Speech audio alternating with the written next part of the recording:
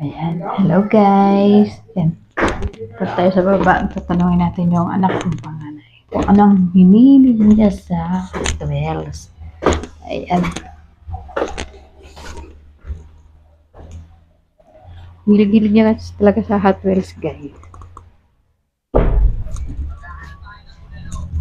Eto. Tatanungin natin siya kung bakit. Ano yan? Diba? Ano to?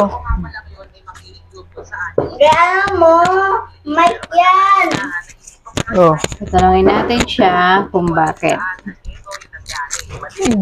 Ayan. Magpapahulan Dito ka. yan si mama ng Hot Wheels. Pera? Alam nyo guys kung saan yung Hot Wheels niya. Napakadami. Ito. Ito. At, ayan guys.